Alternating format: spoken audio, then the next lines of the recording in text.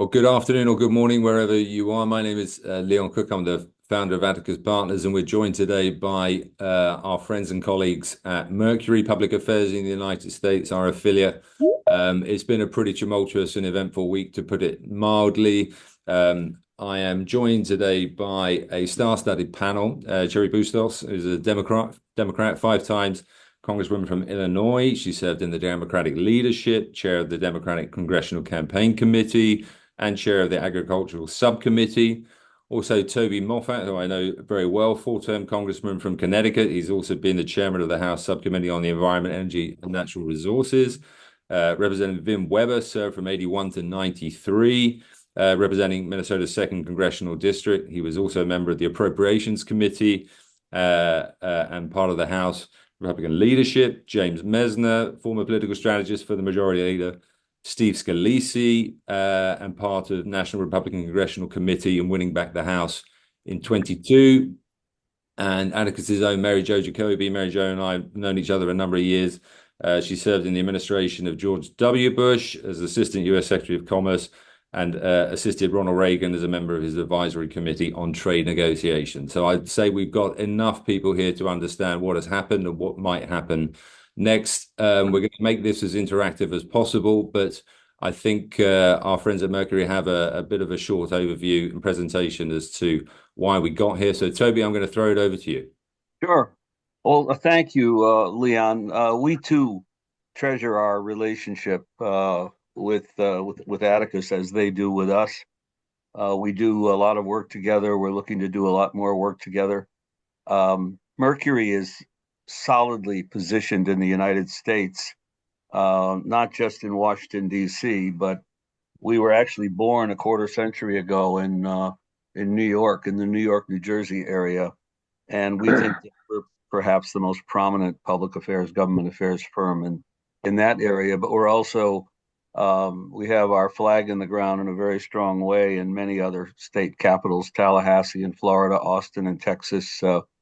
And it's important that Cheri is on this call, not just because of her service in the Congress and her seniority among leadership in the Congress more recently, much more recently than when Vin and I were there, but also because she has created a new Mercury company in Illinois, which is doing extremely well.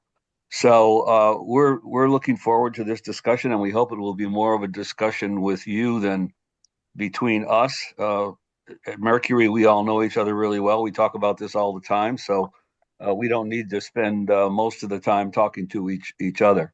Let me just start out before I toss it to former Congressman Vin Weber on the other side of the aisle from me.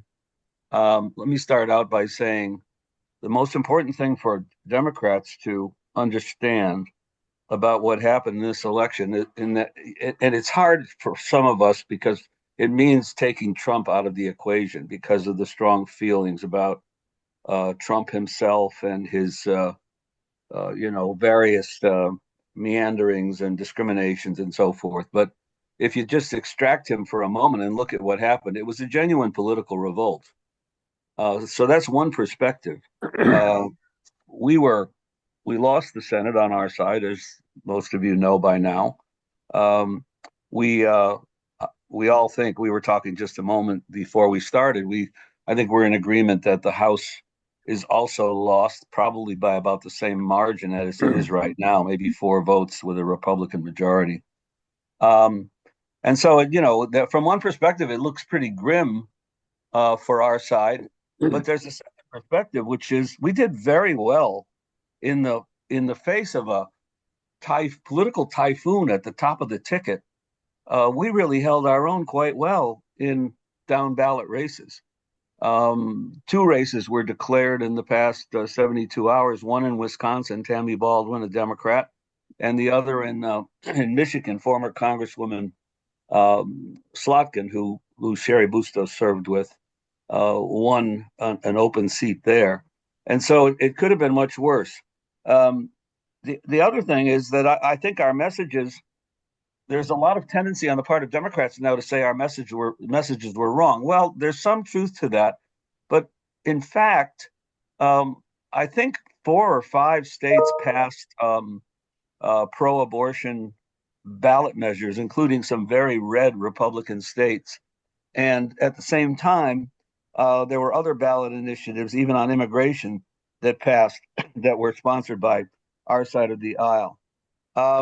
There's no question in prying this apart before I turn it to Vin, over to Vin, that Democrats have a lot of learning to do from this election. But I don't think part of that learning from what looks like a disaster is actually to give up on some of the high ground we established on various issues. I do think that the immigration issue cost us dearly, and that I think we underestimated the wrath about illegal immigration, part of which was created by lies by Trump and Elon Musk. But notwithstanding that, I think we have to do some soul searching on some of this. So, Vin, do you want to take it from there? Sure. Thanks, Toby. It's nice to be with you all today. I'm Vin Weber. I was a six-term congressman from Minnesota, a Republican. And since leaving Congress a long time ago, I've done a number of things. Besides Mercury in the nonprofit world, I was the director of the Council on Foreign Relations for 15 years and the chairman of the National Endowment for Democracy for 8 years. And I'm a senior advisor at the Humphrey School of Public Affairs at the University of Minnesota. And it's a pleasure to be with all of you and with my colleagues from Mercury. I think I don't disagree with anything Toby said. All I would add to it, the fact that Trump won was not surprising to most Republicans. I mean, it wouldn't have been surprising if it had gone the other way either, because the polls right up to the end showed it to be a very, very close election. I think what is surprising was the size of Trump's victory and the nature of his victory. He carried the popular vote by 4 million votes, I think, the first Republican to do so since George W. Bush. And he carried the Electoral College by over 300 votes, much larger margin than we'd expected. I think Republicans also expected to win the United States Senate, but most speculation was that we would probably get 51 seats. Instead, we got 53 seats by beating Sherrod Brown in Ohio and Bob Casey in Pennsylvania. So it was a bigger Republican victory than we had anticipated. I think that the most interesting part of it, objectively speaking, though, was the nature of the Trump coalition. There's been a lot of talk about that, and there will be more talk about it as we go forward, because it doesn't look like a traditional Republican coalition. Trump carried working class people by a substantial margin, particularly white working class people, but also made substantial gains for our party among black working class voters, and the highest number that a Republican has ever gotten among the Hispanic community. 45% of Hispanics voted for Donald Trump. Prior to that, the high water mark for Republicans in the Hispanic community had been 40% for George W. Bush. So it was a different kind of coalition, and it's changed the Republican Party considerably going forward. That will have an impact on issues from trade to environment to everything else. We'll get into that much more in the discussion, but it was a substantial victory and a different kind of victory, and it signals a change in American politics going forward. I'm not saying by that it means a permanent Republican majority or anything like that. I am saying it's changed the nature of the political debate in our country. Sherry? James? Or Sherry? Good morning, everyone. It's good to be with you. And Leon, thank you for the introduction. I'm going to back up a little bit to give you a little bit more perspective of about why I'm going to say about what I'm going to say here in just a moment. The district that I represented in downstate Illinois swung 17 points from Obama to Trump the year that Trump was elected, and I was in Congress at the time. 17 points. It was one of the biggest swings in the entire nation. So I'm a Democrat who served in a Trump district. Why that's important to note is that those are the districts that, as Democrats do a deep dive looking forward about what they need to do to adapt politically, and they're already looking ahead to the 2026 midterms. Those are the districts that we have to pay close attention to. And as you overseas take a look at American government, those are the districts that both on the Republican side and the Democratic side that you have to take a deep look at, because those are the ones that can swing the majority, either to Democrats in 2 years, or and typically a midterm election is not favorable to the president who's in power.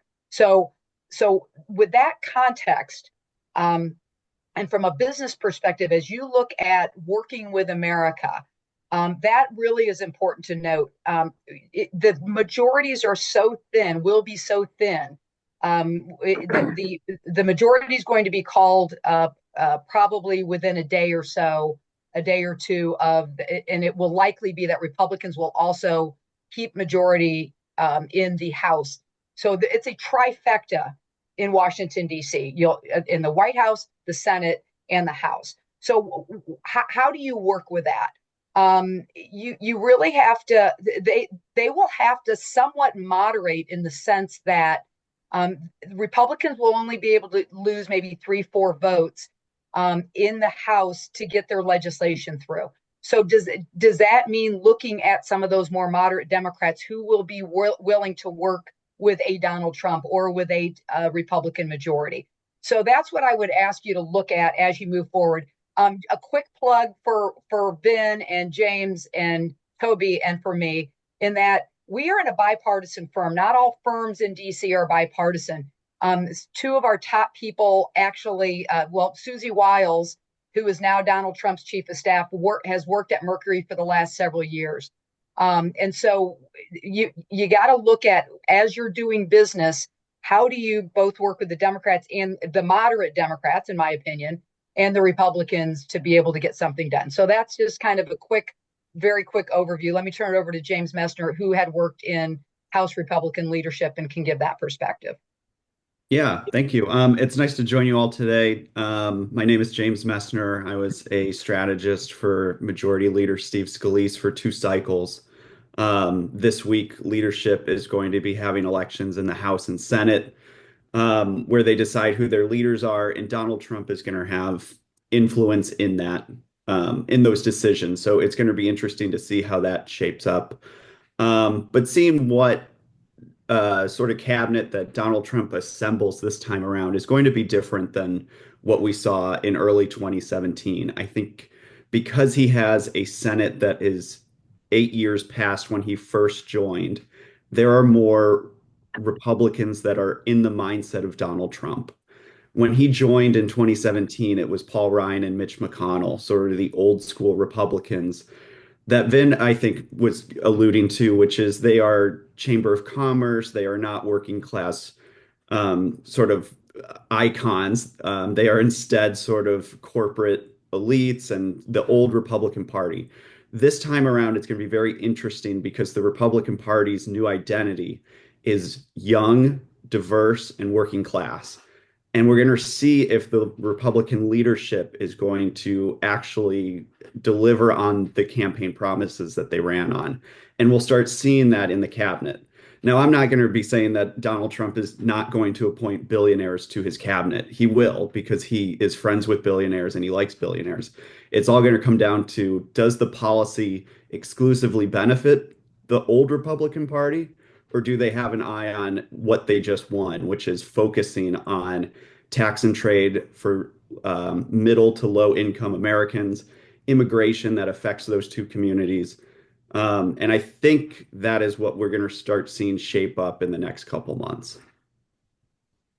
Thank you, James. We want to just talk about just very, very briefly about, and then we're going to get past the reflecting on actually what happened. But we going into the election year, as just we should state the obvious, but not sure everyone recalls exactly what happened. Joe Biden was lagging Donald Trump by a pretty good margin. And there was a lot of consternation in our party about what should happen. And there was a lot of internal fighting that didn't break out into the open very much, but was really about, should Biden drop out and give way to what would essentially be a primary election with various Democrats seeking to take his place on the ticket. That didn't happen because Biden waited a long time. some people are blaming him now, saying that he waited too long and that Vice President Harris was stuck once she was the nominee with a very short time span to get known and to get her views out there. You can take your pick. Nobody, there's no quantifying what was the correct analysis of that, but it did get our party in a very, very tough place. I do think, though, that we then made the mistake, a majority of the party, in thinking that that was going to be fine, that the handoff to Harris really didn't have any great significant risk to it politically for the party. That was probably wrong. Sherry, do you want to comment on that? Yeah. Look, I think I was initially in favor of doing like these mini primaries after Biden got out. Biden's debate performance was such a disaster that I think Democrats almost uniformly would say that we were going to get slaughtered in this race.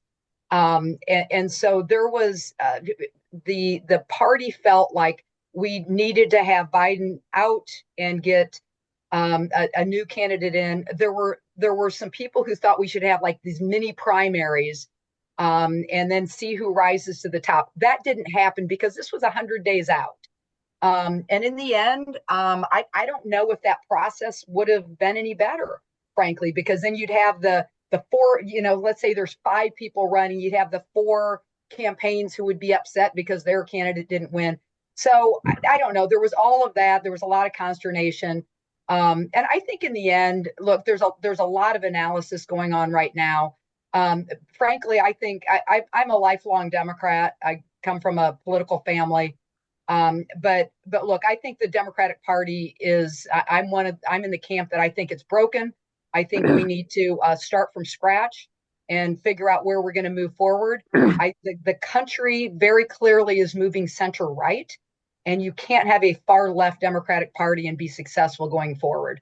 So we'll see where that takes us, but it's worth keeping an eye on over these coming months going into the next political cycle and how that will look. Right. Can I make a comment on that just briefly? Yeah, and Vin, would you also take us into the transition, a discussion about the Trump transition? Okay, sure, I'll do that. I just want to say, I've done a lot of reading in preparation for this, and all of us have. And the Democrats are going through a period of infighting and soul searching, and that's getting a lot of attention. The only thing I'd say is that is really not uncommon. The party that loses the election always goes through a period of soul searching afterwards. When Mitt Romney was defeated by Barack Obama, the Republican National Committee conducted what they called an autopsy of that election to determine how the Republicans could possibly come back. So it seems like it's a period of real disarray on the other side, but it's not uncommon. And it'll end when we actually get into the process of governing next year, or it will begin to end anyway. The transition is moving forward for Donald Trump. First of all, his appointment of Susie Wiles that Sherry Bustos mentioned is associated with our firm in Florida, was to most people quite a reassuring appointment. She is not a headline seeker.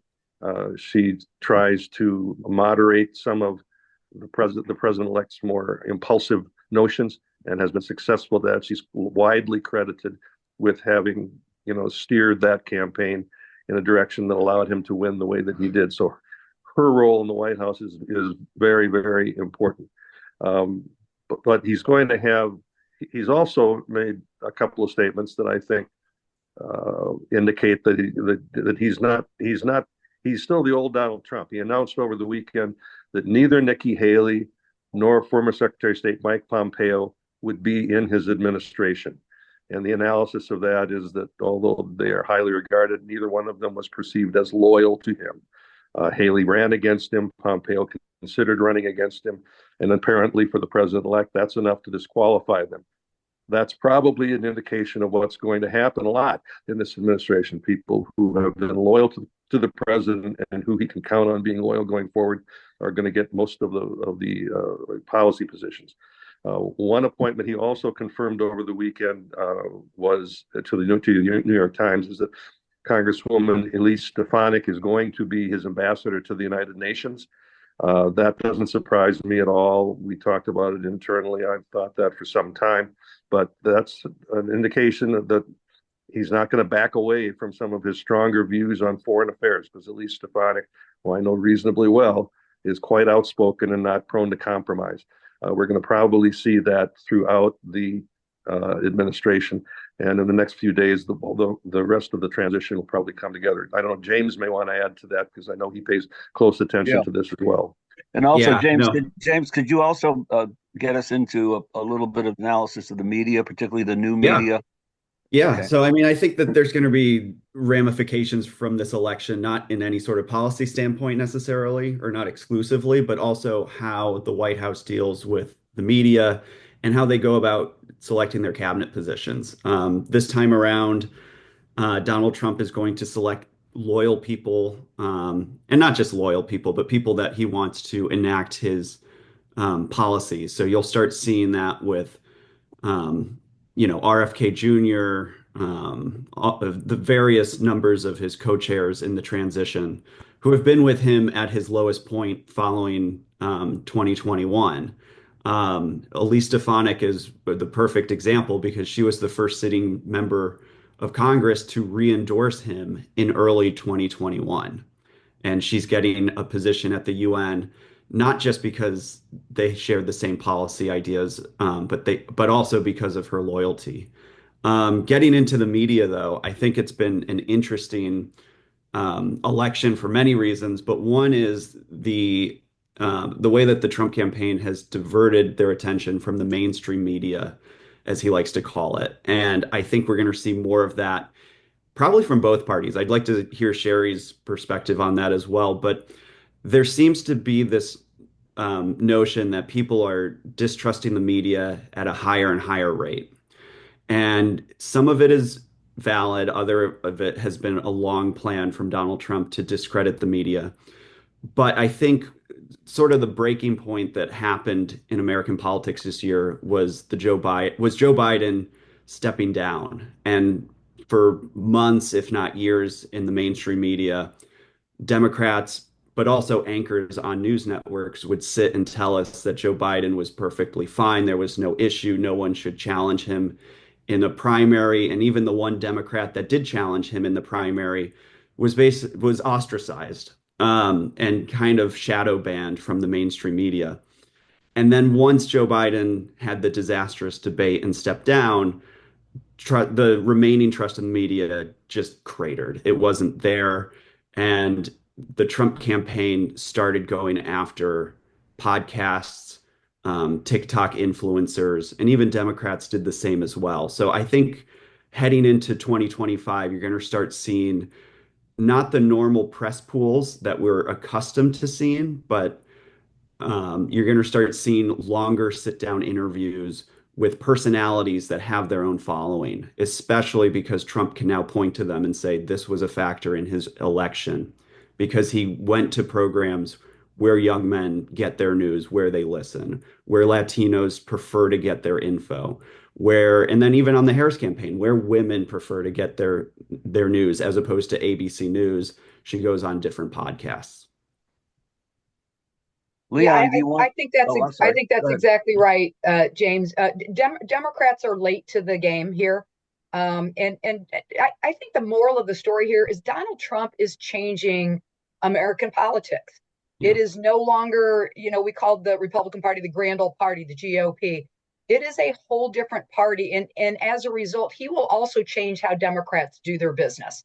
Yeah. The podcasts, the social media that Democrats were slow to embracing, and even really slow to understanding, it is becoming more and more dominant, and I think will continue to do so. But Donald Trump is a leader in this space. He has tapped into this way before anybody else, and now you're going to start seeing that really pick up in future elections and in their communication styles as well. Can I make a comment about the mainstream media? Because the Republicans sort of are saying that the mainstream media just sort of tried to hide their obvious biases. They didn't try to hide them. 2 years ago, I conducted a discussion for my Humphrey Institute program with a man named Aaron Blake, who's one of the top reporters at the Washington Post. One of his jobs is to put together the front page of the Washington Post. And I know him because he was the editor of the University of Minnesota daily newspaper in my home state. And Aaron explicitly said there's a changing ethic governing our profession.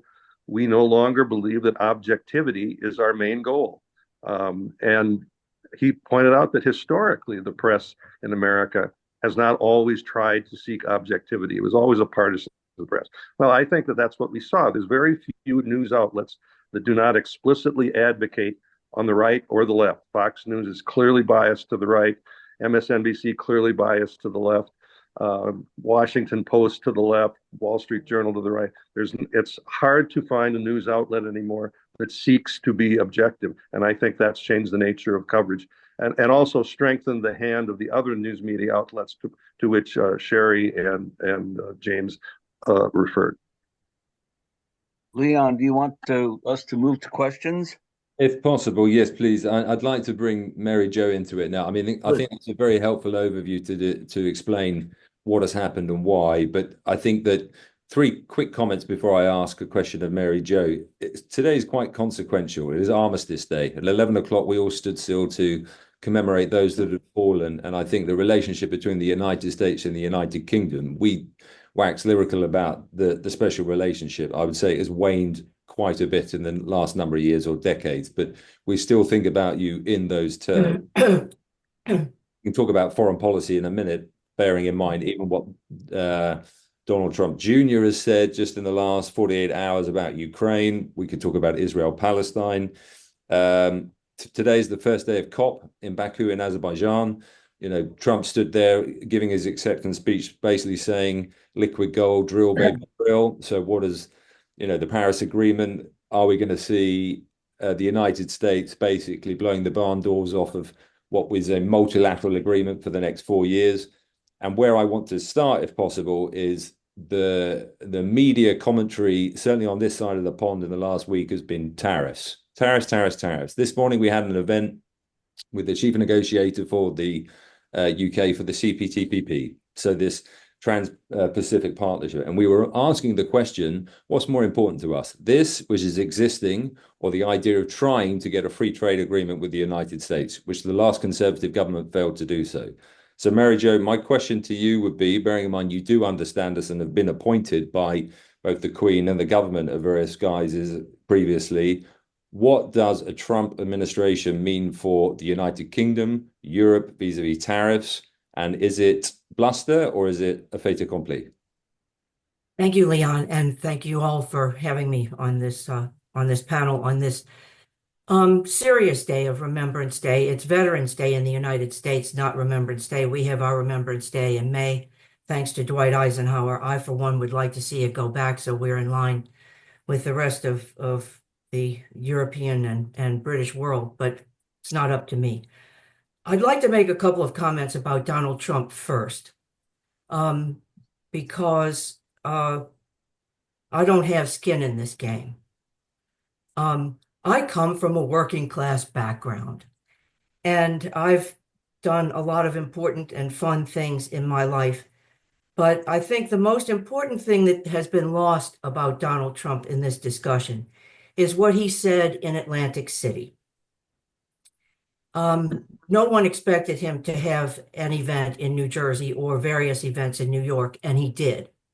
He went where people are, and he talked to them in language that they understand, as opposed to bureaucratese or Washingtonese.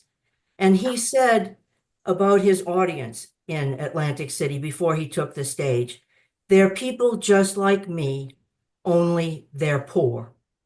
Donald Trump created the big tent that Ronald Reagan wanted. And I was pleased to have served Ronald Reagan and George H.W. Bush.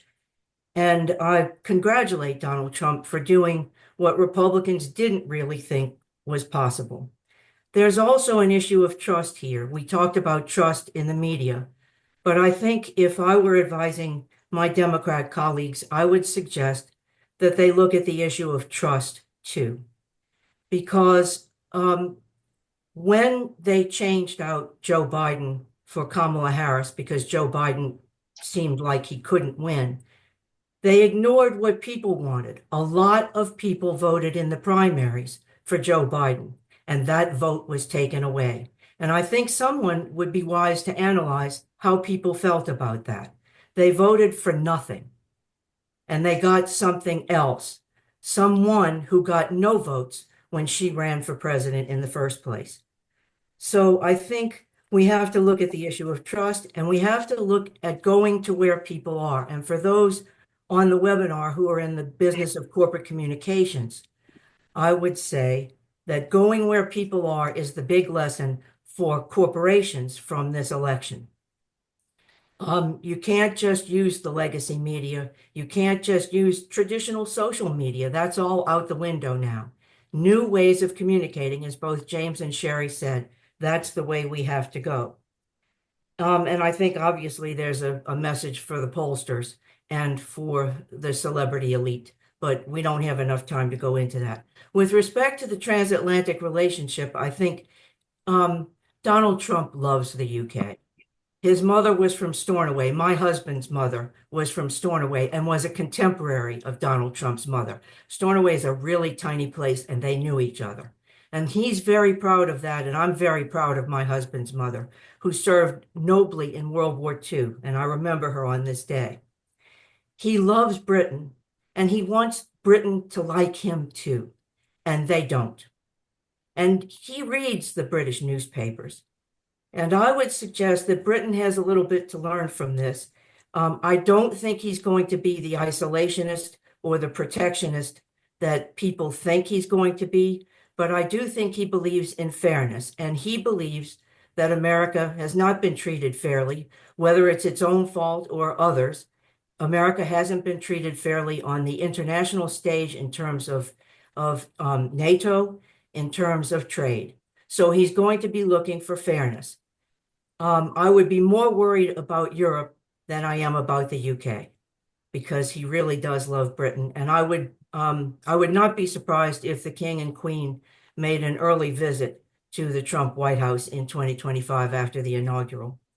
So I think there's a lot to take apart here, and there's a lot to put back together. But one thing is absolutely sure: he's not crazy. The world didn't end when in his 4 years of his last administration. He has a House and Senate, probably a House, certainly a Senate, who are Republican now, who will want to work with him, but they will also want to provide guardrails against some of his more extreme policies, if we believe he has extreme policies.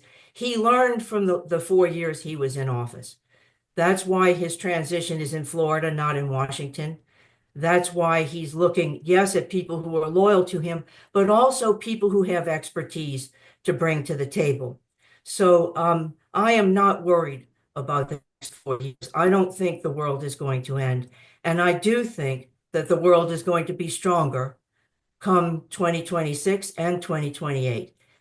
But remember, a president's first term is about the second term. He's now got his second term. The second term is about legacy.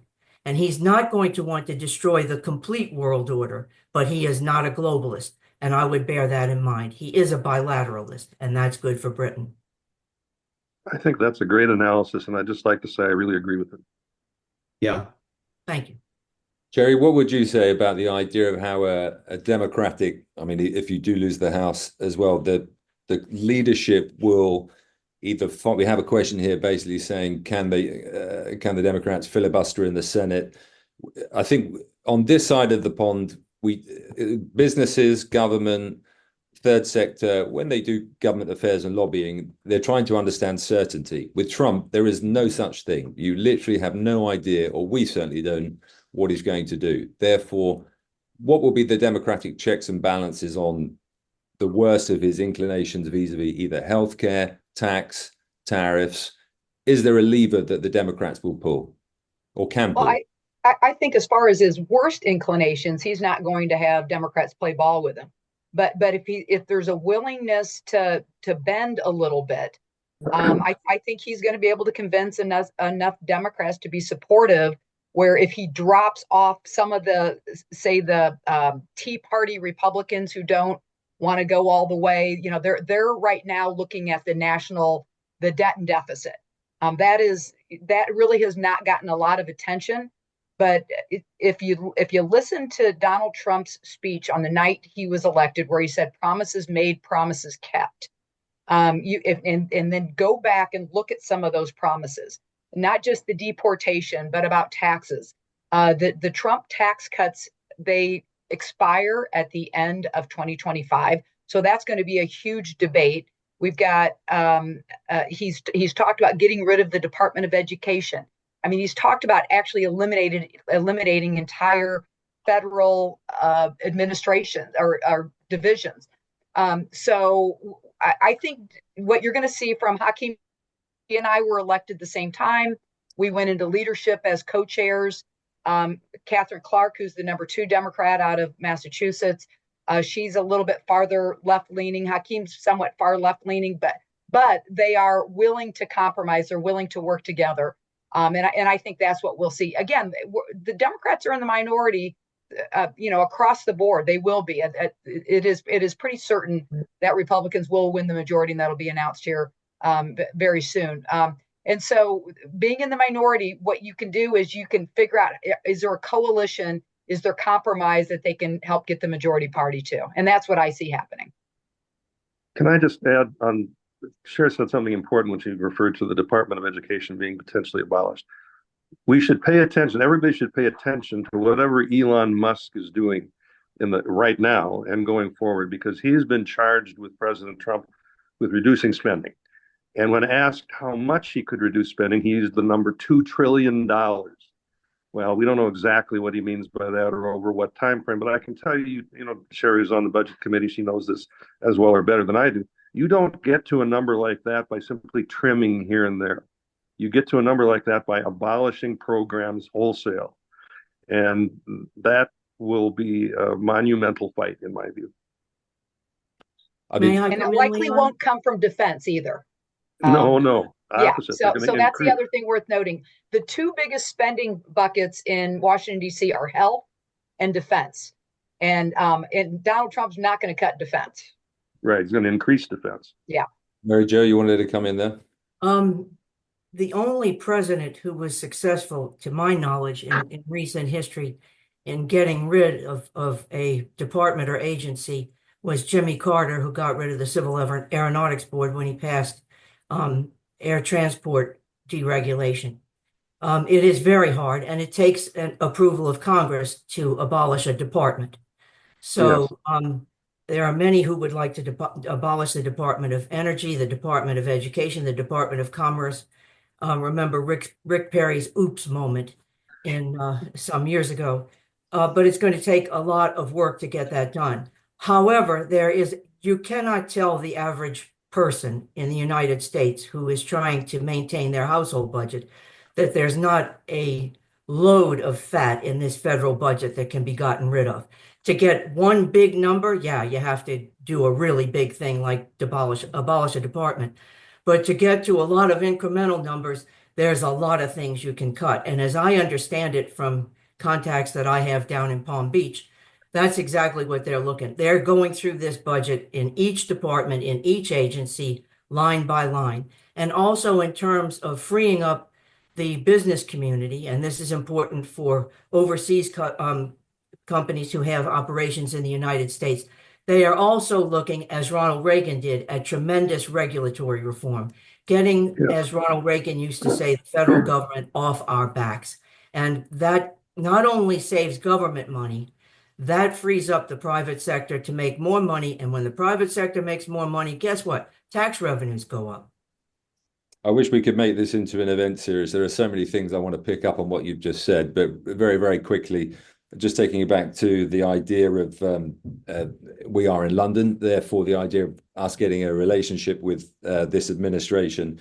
We have a Labour government at which a foreign secretary has said some incredibly interesting things about the president-elect. They had a dinner, they're dining out on that, but I don't think that The Guardian, who had a fundraiser to continue their efforts over the next 4 years, if he wants to be loved over here, it is going to require the king and queen to assist in that exercise. But anyway, we're going a different direction. So two questions, one for James, one for Toby. For James, in the United Kingdom, our second biggest line item expenditure for the government is debt. It's 105 billion. That's probably a rounding error for you guys, but that has got a bit of a pickup, to say the least.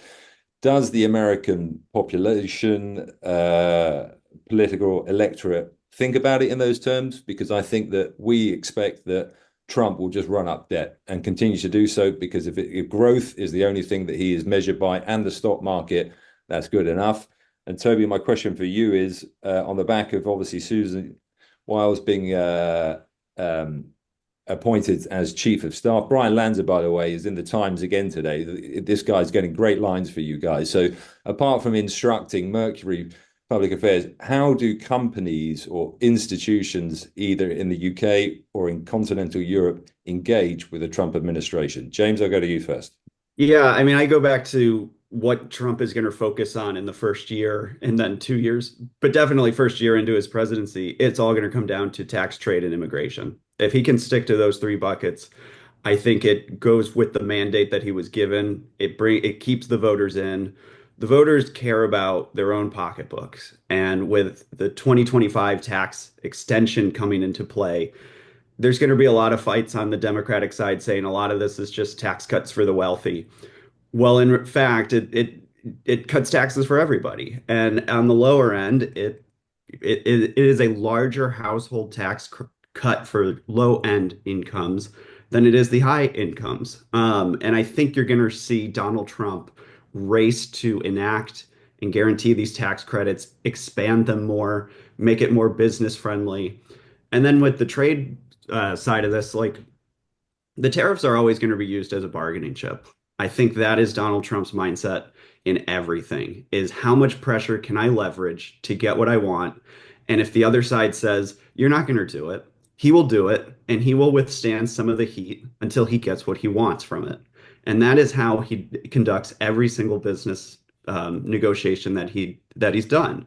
I think Mary Jo's right. It's you saw what he did in his first term. This is the legacy that he wants to continue on, and it's shaking up the system by negotiating on behalf of the American taxpayers for a growth mindset economy. In regards to the debt is a major issue for voters. I mean, they see it, they've seen it over the past decade balloon from 16 trillion to now, I believe it's 36 trillion. And based on some of these tax cuts and other spending, it will continue to go up. And that is on the minds of voters, but it's not necessarily felt by the voters yet. They are still focused on their own pocketbooks. I think if there can be a balance met where the economy continues to grow, but Donald Trump can stand up and say, we have record tax revenue and I'm cutting wasteful spending, he will just reap the benefits from the American public on that. So it doesn't have to be massive changes like 2 trillion in a year or 5 years. It can just be, look at this department. It had waste of 500 billion and I removed it. Yeah, if I could just chime in there, I think that's excellent, James. Let's go back just to the relationship itself, the bilateral relationship. It's a big deal, right? It's the biggest bilateral investment relationship in the world and will remain so. The U.S. depends hugely on the UK in the security area, particularly in sort of remnants of the British Empire, where the UK has much more smarts and intelligence, provides intelligence to the US on what's going on, where the US is not really well positioned in a lot of those parts of the world. So, there are these pillars, but there's also a huge conflict here that we can't ignore. And that is the role of government in a whole range of subjects and issues. If you basically the Republican Party under Trump is not a pro-government party. Let's face it. I mean, that's reflected in what everyone here on both sides of the aisle have said. Whereas if you look at the Biden administration, and I think history will applaud this, even though it's not doing it now. The use of the government to spur really positive, important economic activity will be a legacy of the Biden administration, particularly something called the Inflation Reduction Act, which the name of it really doesn't do justice to how it has been permeated into so many aspects of American life, but particularly energy transition and carbon reduction. So that's a huge difference between the two parties, as is healthcare. Remember, Trump and others have tried to repeal the Affordable Care Act, also known as Obamacare, numerous times. I don't know, 25, 28 times, something like that, and have failed. But that's going to be a point of either contention or cooperation, because nothing's perfect. The Affordable Care Act can always be improved. If that's the climate, if that's the basis under which the parties come together to try to do something positive, that's good. Trade is obviously another area where there could be huge cooperation. We'll just have to wait and see.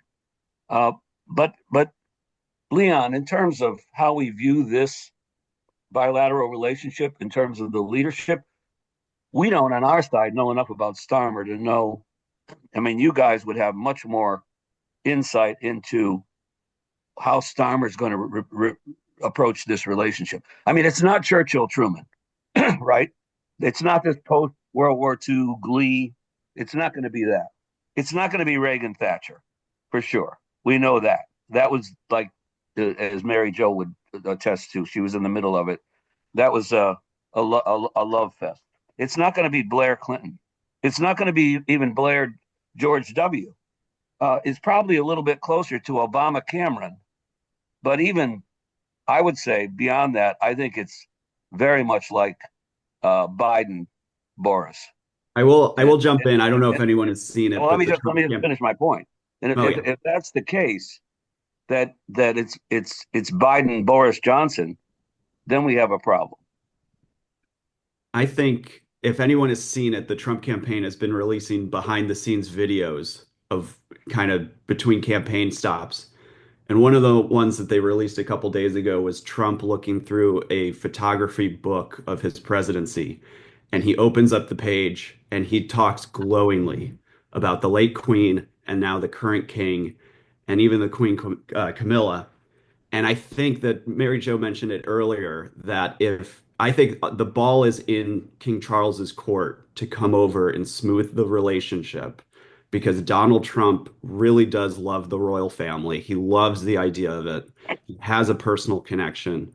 And I think that is what you'll see in the first 100 days is what do the King Brits Charles do if stepping what up do the and Brits do if it's not the king, but it's Farage who's trying to shape the relationship? I'll comment on that. So in the morning round this morning, a government or a shadow conservative was saying, and a government minister have basically been saying, we don't need Nigel Farage to be sent to Washington in an official capacity. Thanks very much. We can take it from here. That's not going to happen.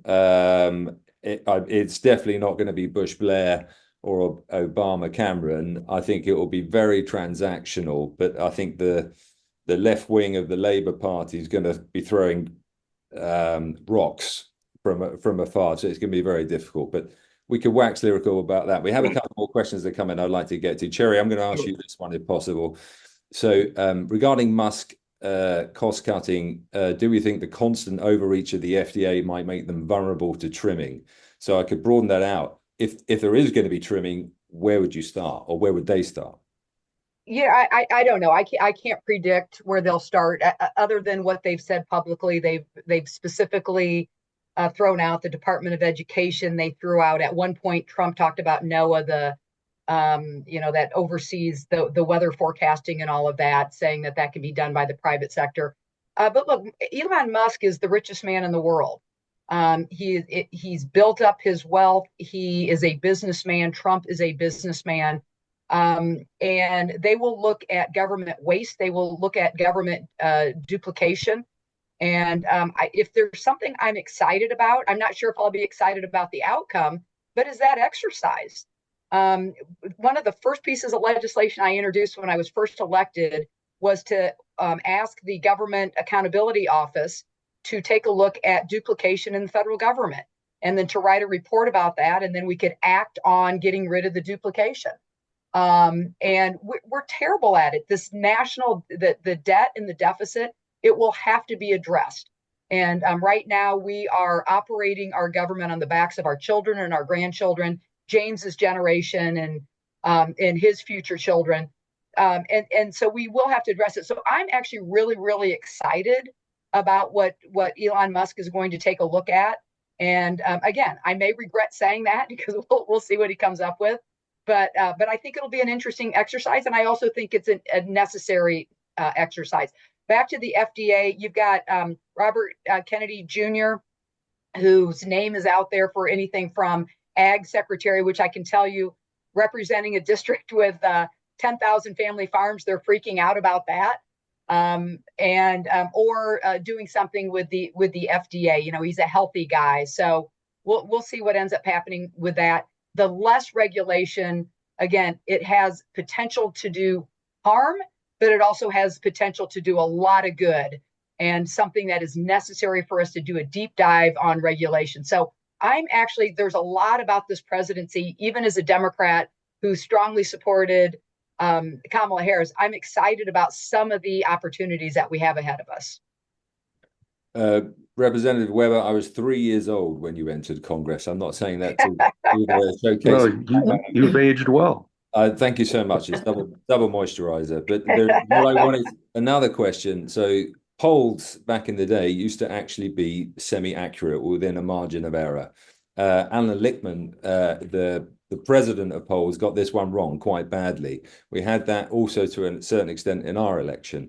Do you think that the era of the pollsters is over? And the question reads specifically, I mean, it came out a little bit in the answers earlier, but the likes of Joe Rogan and the new media hold sway. So for the midterms, the next time round, Senate races, the next presidential, are we basically going to be seeing people just doing podcasts and the tier one interview is done? No, I don't think it's done. Actually, one of the changes that's taken place since you were 3 years old, is the proliferation of polling. We used to wait for the Gallup poll and the Harris poll, and they'd appear several months apart, and that was about it. Now there's polls every day done by different organizations.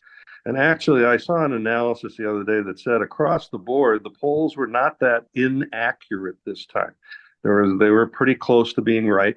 It's much, much harder to poll now with everybody talking on their cell phones and nobody doing in-person interviews, but different pollsters have figured out how to do it better than others. They make big mistakes, though. One of the big mistakes made in this year's election, which you may not have paid attention to, was the Des Moines Register poll, which is one of the highly regarded polls in the country, came out a week before the election and said that Harris was ahead in Iowa. Well, she lost Iowa by 10 points. That discredits that poll going forward, in my view. I've seen that happen with the Minnesota Tribune poll in the past, where they discredited themselves going forward. But I don't think that they're going to give up on polling. They're spending a lot of money on it. One of the things that we need to understand, though, is the private polling, the polling done for the candidates themselves, is much more accurate usually than the public polling. And I think the public has a different the incorrect attitude about this. I've had a lot of conversations with friends over a beer and something, and somebody will say, well, if I'm paying for a poll, I'm damn well going to see that it shows me ahead. And I said, well, that's because you've never run for office. If you run for office and you put a bunch of money into a poll, you want the most accurate information possible, because that's how you're going to make your decisions about spending money, advertising, messaging, candidates' time, and everything else. The public polls don't have a similar incentive to get it right. Obviously, they have a reputational issue, but they're not banking their entire lives on the results of that poll. So the private polls were, throughout this campaign, more accurate. And in fact, Mark Halperin, one of the best observers of politics, was saying for the last several weeks that the private polls of the Harris campaign confirmed what Trump was saying, which was that he was surging. Fair enough. We've got time for probably one or two more. I'm actually, this is a Democrat-focused question, but James, I'm going to ask you this as a strategist. If you were to change your socks, so to speak, how will the Democrats position themselves in opposition? Will they supersede their now forgotten base of working class voters, or has that Overton window shifted towards the right? Who do Democrats now represent, in your opinion? That's a great question. God, I could talk about this question in many different ways. The first one I'll say is that the voters have not moved. It's the parties have moved. And Donald Trump has fully pulled the Republican Party, the old guard, to the working class minority groups who have been ignored or talked down to for the past decade.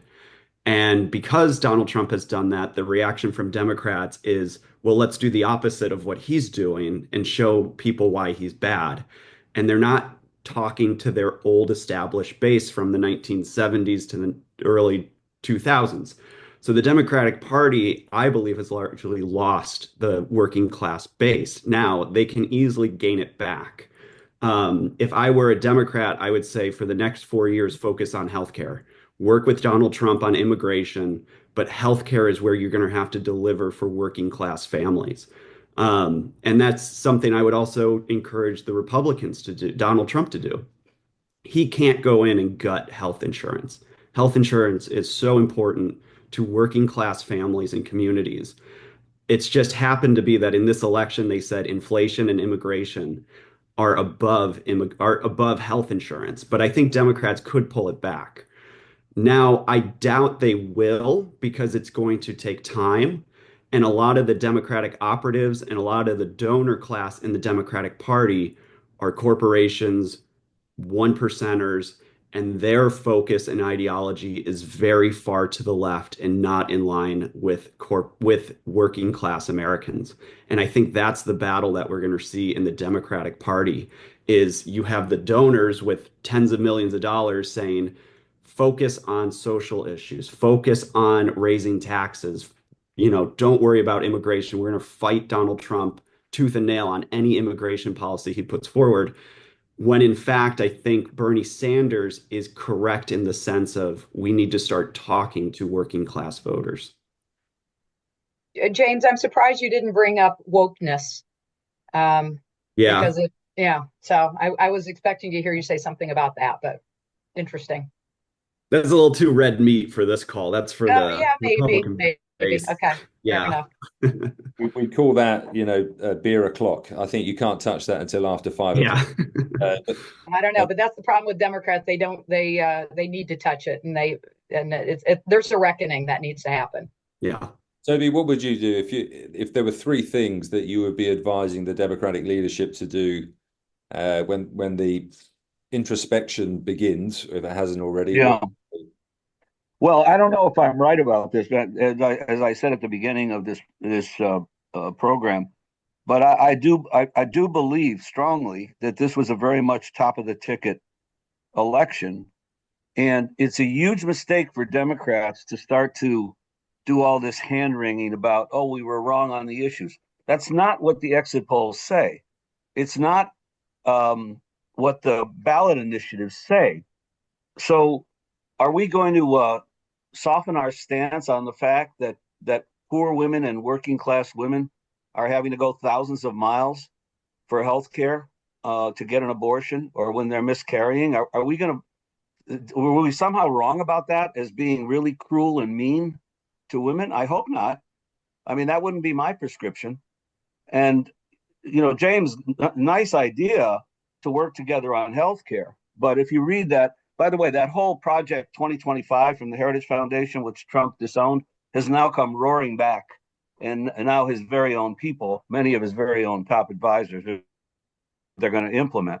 So I think we have to stand firm on healthcare, particularly healthcare for women. I think we have to stand firm on climate. Here we are as COP29 starts today in Baku.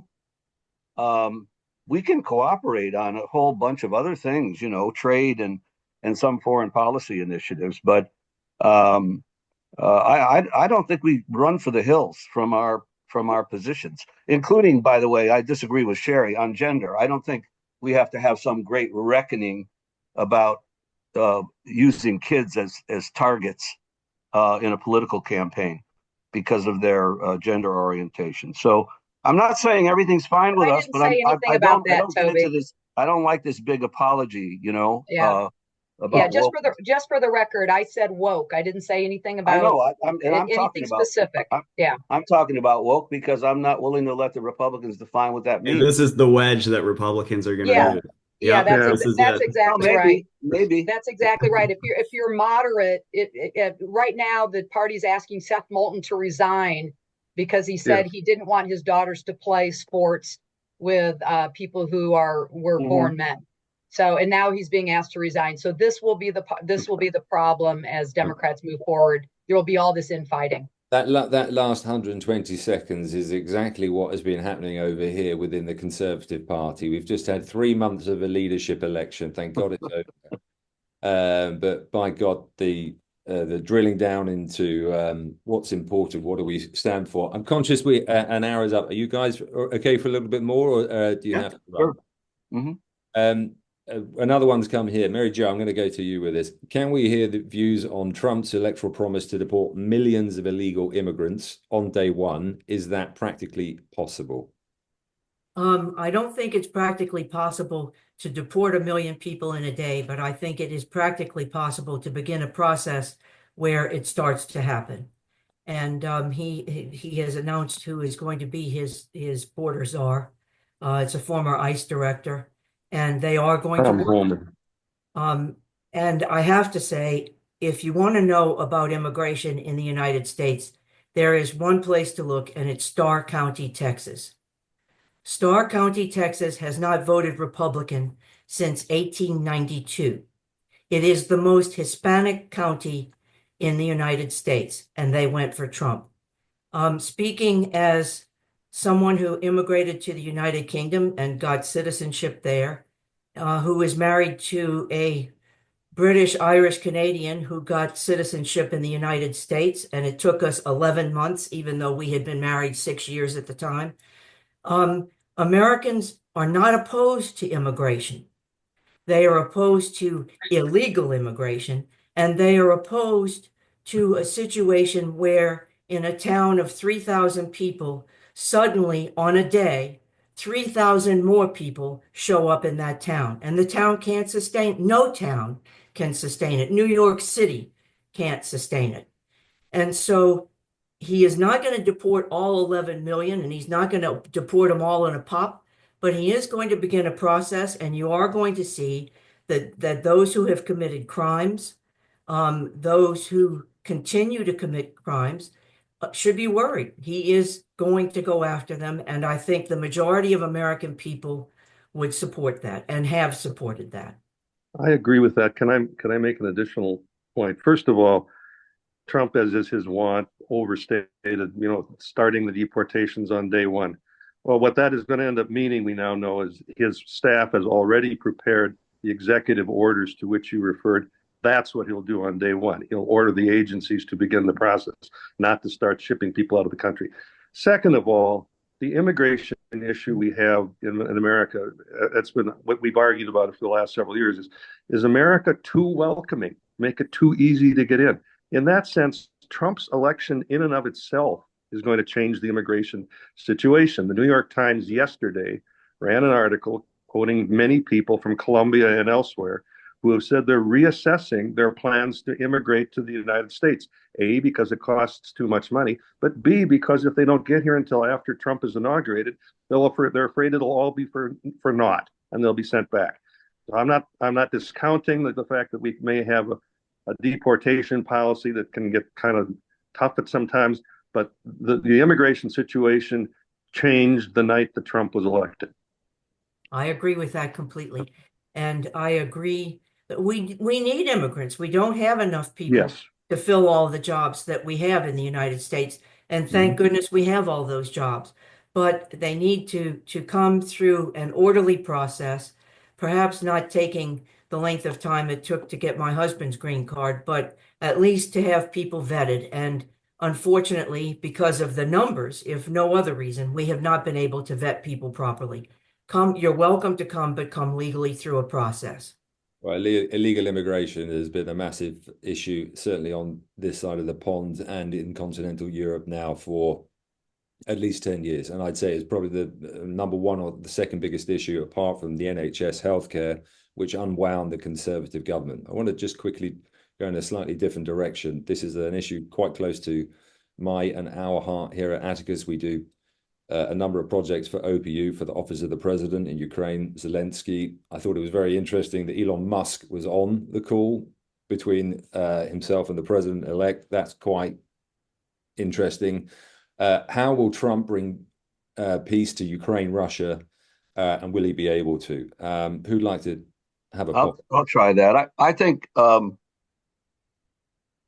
for some time we've been, even though it hasn't maybe been so visible to other countries, I think there's been a bipartisan concern about the money being spent on Ukraine and about what the exit strategy would be from that conflict.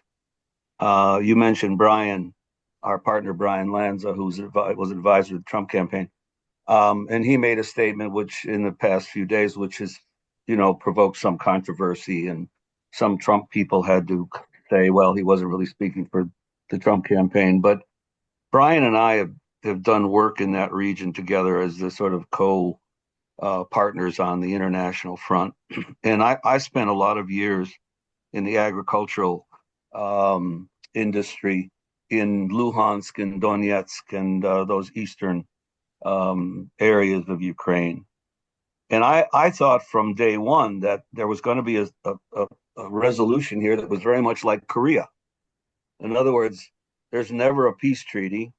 There's just people are held in place, and Putin declares victory, of course, and then we build a democracy in his face. That's what South Korea is about. And I think that's where it's going, and I think it's going to go faster than people think. And on my side of the aisle, there'll be people who criticize that and say, well, the Democrats went along with Trump and abandoned Ukraine, but this can't go on forever in this way with no exit strategy. And Zelensky, I mean, bless him, he's had a tough job, but he's never been able to explain what the exit strategy is, what the resolution is. So don't be surprised if there's bipartisan support for some sort of resolution, because I do think that Trump's basic instincts on this, if you take away the accusations of his coziness with Putin and all that, I do think that he's right to want to get this over with. And Leon, if I may, it has been reported that in the call with Trump and Elon Musk, Zelensky insisted on Crimea coming back out. That's not going to happen. That's a different president and a different problem. And I can say, even though I haven't talked to my friends in the Trump transition, that's a non-starter. Yeah, I agree with all that. And I think Toby's right on target. There's been an impression created in the media and elsewhere over the last couple of years that support for Ukraine was declining in the United States. I don't think that's the right way of looking at it. The American people still support Ukraine strongly, but Toby's right. What's changed is their perception of the possibility of achieving victory. And on that front, Toby got it exactly right. I think Republicans and Democrats are going to come together and try to find some solution to this. And in terms of Trump's approach to Ukraine, he hates war. We know that, but he also hates losing. He does not want to come out of this with a settlement that allows people to say Trump lost Ukraine. So I think it'll be a tough negotiation, but I think Toby hit the nail on the head. It's going to end. Well, I think it was interesting that Mark Rutte, the new Secretary General of NATO, Emmanuel Macron, and Keir Starmer were racing each other to congratulate President-elect Trump, which, bearing in mind what they previously said about that man, is in itself interesting. I would describe myself as a McCainian Republican. You can detect from that or what you will. But what I would say, if there was one good thing that came out of the first Trump presidency, I remember, is etched in my memory, him standing there in Brussels, literally berating other leaders on their contribution to NATO And I think he will start to keep people incredibly honest. There is a reason that Keir Starmer is in Paris this morning under the Arc de Triomphe, the first British leader to do that on Armistice Day in 40 years, because they're talking about Ukraine. They're talking about, can Europe fund this in its own right? And what does not a victory, a settlement potentially look like? And I think that there is a school of thought which we'll talk about one more thing, and then I'll let you go, because I'm conscious you've probably got 1,000 emails to get to as well. But China, so Taiwan, and so a deadline is fast approaching in a couple of years of when they said China would settle this by, and the advent of a Trump presidency he's just that crazy. You literally don't know what he's going to do, and so how will other world leaders view Trump? I mean, I remember last time round in Europe, everyone was, you couldn't get out the Kleenex quick enough, but in the Middle East, alhamdulillah, this is everything that we've ever wanted. Oil is going to go through the roof. So you see support for him and what an idea of that presidency means differently in each region. Do you think that then US trade policy is going to change accordingly vis-a-vis the Middle East or Europe, respectively? I will go to Cherry. What do you think about that? You know what? I'm going to turn it over to Vin as someone who, ran the Council on Foreign Relations. I think he's probably more prepared to answer that, or Toby. Well, I think the Middle East is going to be a big focus for Trump, because he believes that the Abraham Accords in his administration were one of his great achievements. And he's intent on expanding that to include ultimately Saudi Arabia and some of the North African countries that are not in it right now. And as you know, his first foreign leader that he spoke with after his election was Bibi Netanyahu, who is almost overly euphoric about the Trump victory and hopeful. And the interesting thing, as you all know, is that the one thing that the Arab states and Israel do have in common is a fear of Iran. Well, Brian Hook has been put in charge of the State Department's transition for Trump, and he was one of the main architects of the anti-Iranian policy in the first Trump administration. So I think that's what's going to happen in the Middle East, and I'm actually pretty hopeful about seeing some breakthroughs. Now, that's not to say what's going to happen between Israel and Hezbollah. I can't predict that, but I think Trump's policy there is going to be to try to build on the Abraham Accords, and I think he will have some success, and that will be in the long term good for the whole region.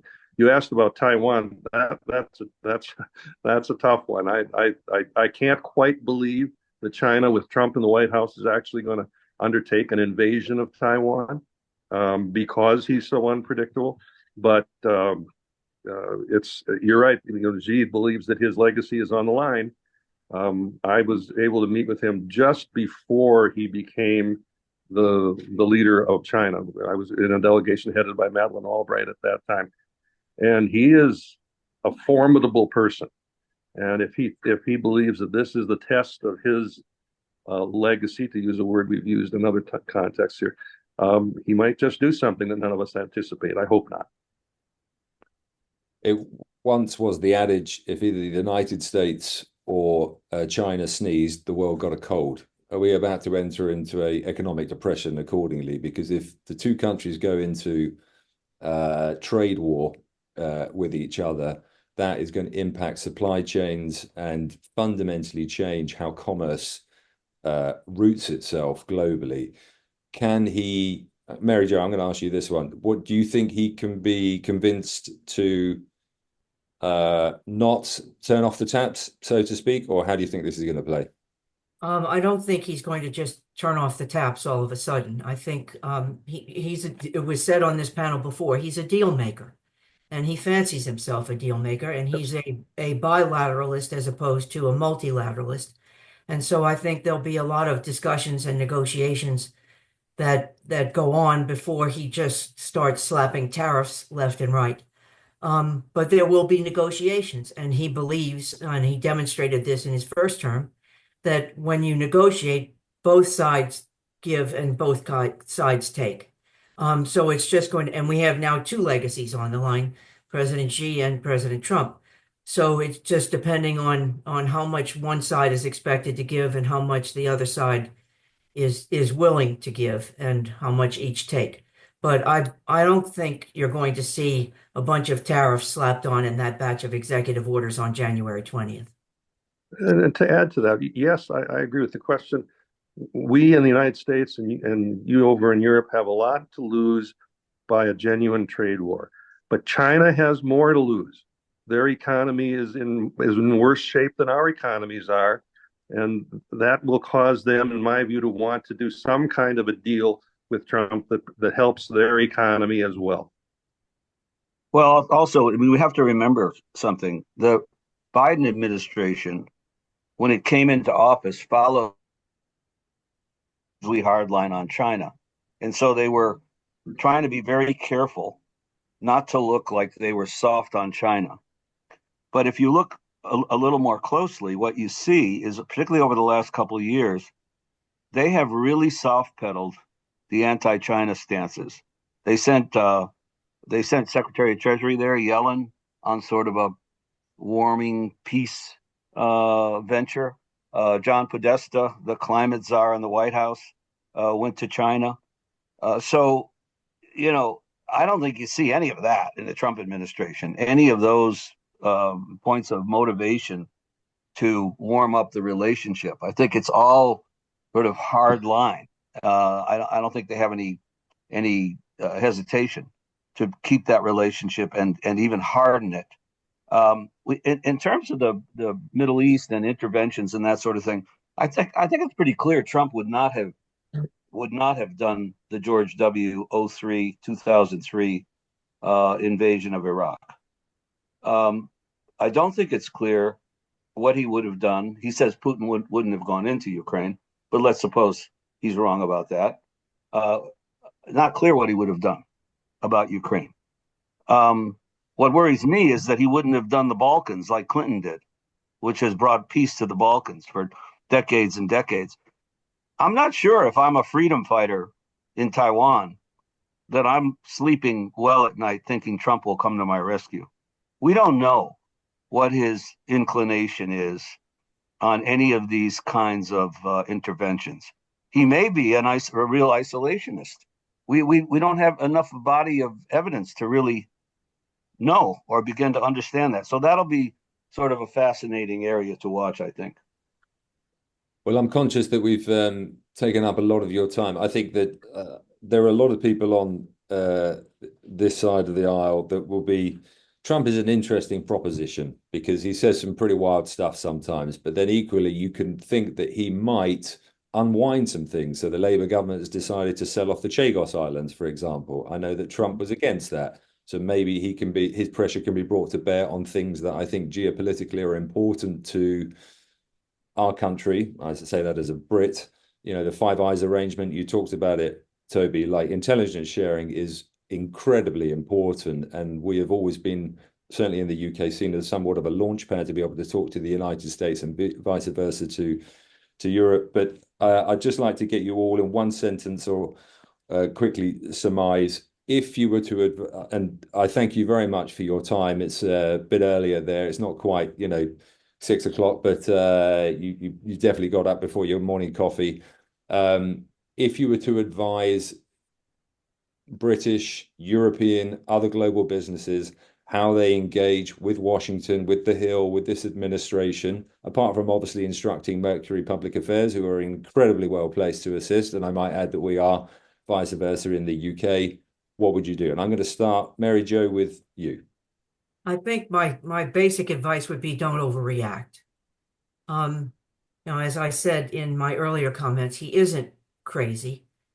He does say some crazy things sometimes, quite frequently, and it distresses pretty much everybody. But I really believe that his first term is a little bit of a guide about what his second term directionally will be, although the world has changed considerably since he left office.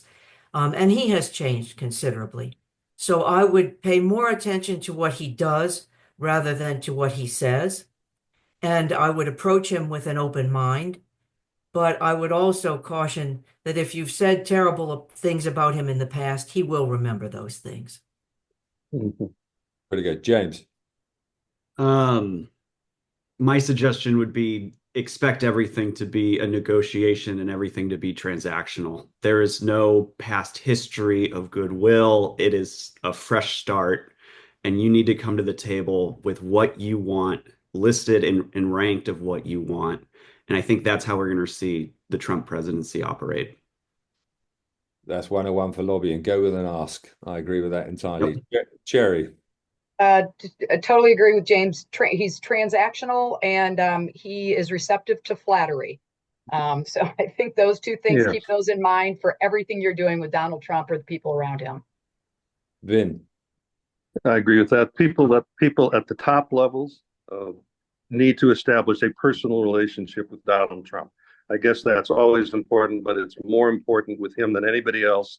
People have been saying for years that he's soft on Russia because he likes Putin.